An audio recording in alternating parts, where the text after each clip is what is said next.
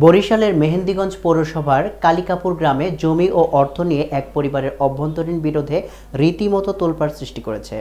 আব্দুল জলিল ব্যাপারীর সন্তানের মধ্যে এই বিরোধ দিনে দিনে বাড়ছে। স্টাফ রিপোর্টার মোহাম্মদ সাইদুল ইসলাম তানভীর জানান, মোর্শেদা বেগম দাবি করেছেন তিনি তার বাবার ৮% জমির অংশ পান, যার মধ্যে ৩% জমি বিক্রি করেছে মুরাদ হাওলাদারের কাছে।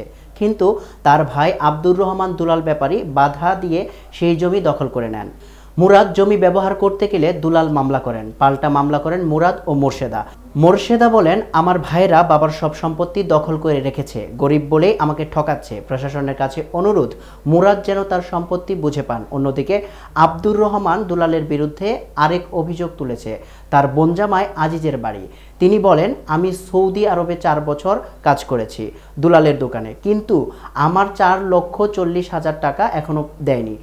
পরিস্থিতি ঘোলাটে হয়ে উঠেছে, স্থানীয়দের মধ্যে অসন্তোষ বাড়ছে এবং প্রশাসনের দ্রুত হস্তক্ষেপ চাওয়া হচ্ছে। টাকা দেওয়ার মতন আমার উল্টা পাল্টা হয়েছে, আমার 1 পয়সাও দেয়নি।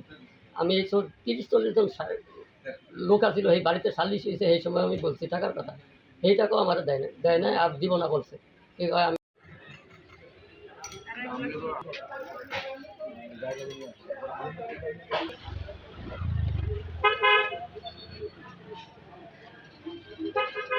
এটা ঝামেলা আছে।